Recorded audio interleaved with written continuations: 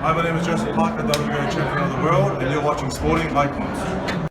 Well, clearly Anthony Joshua is getting a little bit tired of people saying that he's ducking certain fighters out there and he just wants easy fights, even though he's quite clearly proved ever since his debut, really, that he's been stepping up and stepping up.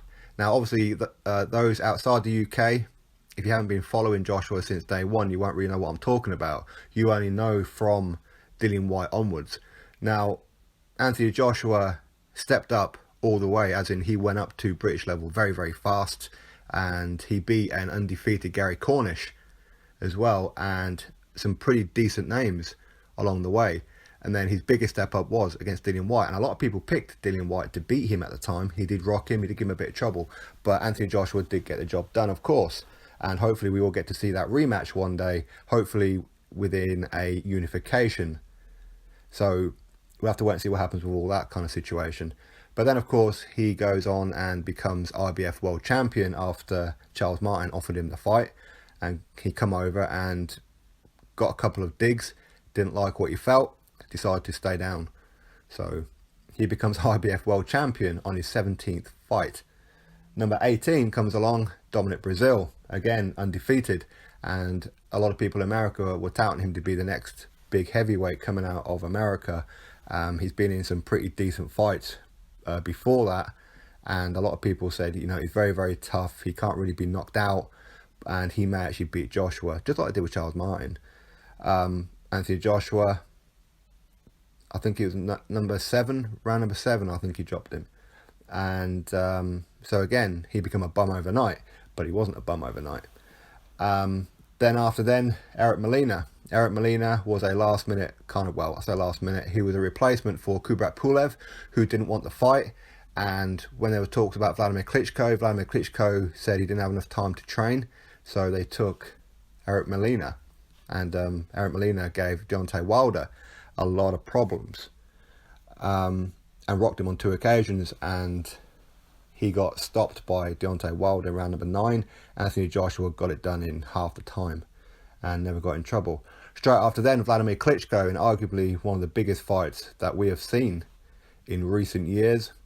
A classic. Anthony Joshua gets dropped in round number 6. Vladimir Klitschko gets dropped to the canvas for the first time in over 11 years in round number 5. Then twice in round number 11, and then ultimately stopped on the ropes in round number 11 in a very backwards and forwards fight. Anthony Joshua showed a lot of heart, showed that he's got a good chin. He took some massive shots, and the one that dropped him was a straight flush one that he didn't see on the forehead, which took him down. So he went through wars on that one.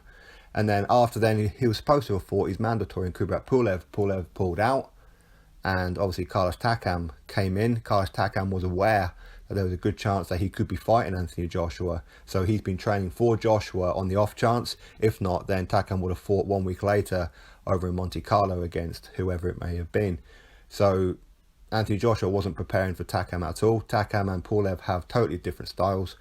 And Anthony Joshua won every round against Takam. It was stopped. You can make what you like of that stoppage, but either way, Joshua was going to win, whether it be he was about to stop him or whether it would have been on points. Either way. So now, people call him a ducker. For whatever bizarre, brain-dead reason, they call him a ducker. Because Deontay Wilder has been verbally abusing him over social media, and every time there's a camera in his face, he can't stop talking about Anthony Joshua. Why? Because he wants the money. He knows his career is coming to an end. He wants to do what Charles Martin done, which is sell his belt. So he's doing everything that he can to try and make a fight with Anthony Joshua. Trouble is, he's not making any kind of contract offer now, is he? And this lies the problem, especially when Wilder has said in a recent interview that he wants 50-50. I mean, that's pure plain stupidity. And also he wants to fight in Vegas. Yet he wants Eddie Hearn Matchroom to make an offer and do all the legwork, get the venue over in Vegas and get all the sponsors when it's not even his backyard. That's Team Wilder's vicinity, right? But yet they're not doing it. So again, they're shouting, but yet begging at the same time. Please pay me, please pay me, please pay me. I mean, Wilder, if you desperately want some money, just have a word with Eddie Hearn and Anthony Joshua. Maybe they'll give you a little loan. But either way, Anthony Joshua has bit, because a lot of people say that he is too quiet, as in he should be doing what Wilder does, shouting and raving, but he doesn't do that. He's never done that. He's always let his mouthpiece, Eddie Hearn, do the talking for him. He'll sit back, he'll just do his work inside the gym and do his talking inside the ring. So anyway, he sent out a couple of tweets. The first one was to Joseph Parker, where he says, Joseph Parker sips tea, continues to read tweets and refreshes emails. Still no offer. In other words, he's saying that Duco, David Higgins, who is the promoter, if you like, or manager of Joseph Parker, he's talking about how they received 20% and yet they haven't received 20% at all. Eddie Hearn never put in an offer at all for them, but they are in talks. But again, they're not putting in any offers themselves. Like everybody else, they want Anthony Joshua to make the offer and do all the work. Second tweet to Deontay Wilder. A little word on the Bronze Bomber fight.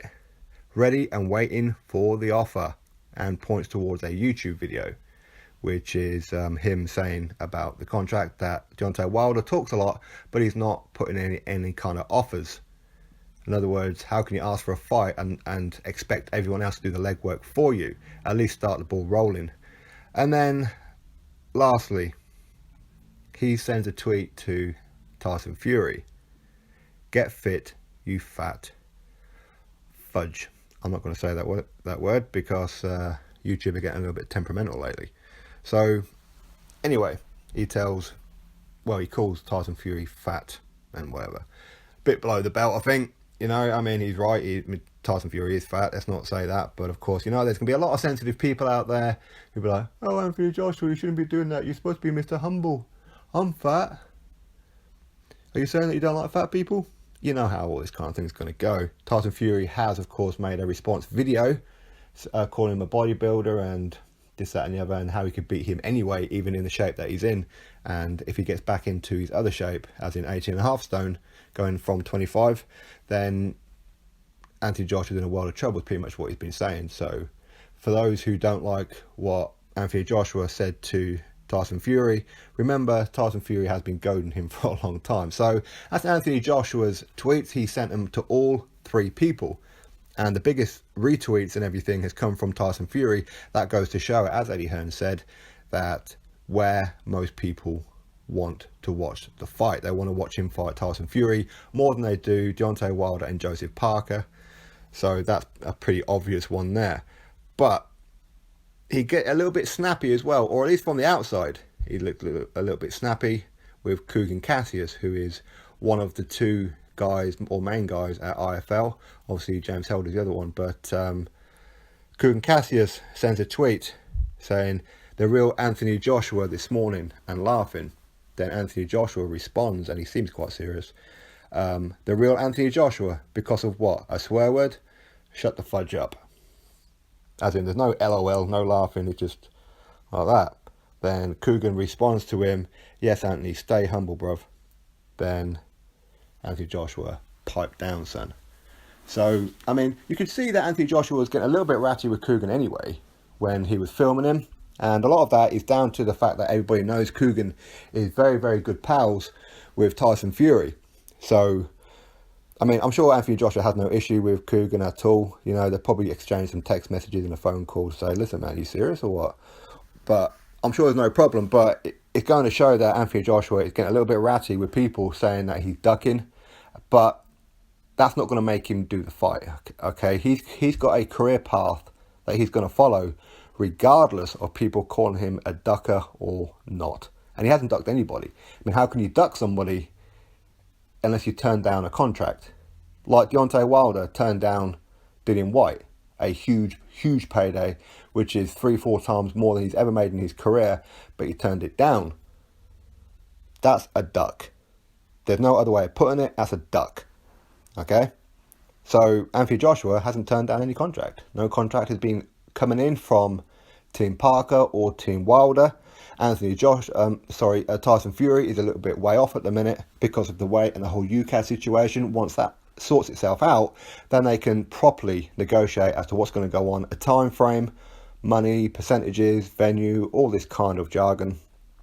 But first things first, Tyson needs to get himself ready, and that's a fight everybody in the UK wants to see, and that will be a very, very 50-50 fight, in the sense of straight down the middle. The country will split in half. Half will be supporting Tyson, the other half will be supporting Anthony Joshua. We've never seen Tyson Fury get booed in his own country, nor have we ever seen Anthony Joshua get booed, but we're going to be seeing it. We're going to be seeing jeers and boos on the night, and it's going to be a great, great fight. Anthony Joshua is very confident of beating Deontay Wilder as well. Eddie Hearn said this, where he sees Deontay Wilder as an easy fight, as in, I don't respect you. You haven't fought nobody to get my respect. You've done nothing in your 9 years and 39 fights. You're a title holder. Why should I respect you? Why should you get the big payday? You ain't getting the big payday. You'll get what I tell you to get if you really want the fight.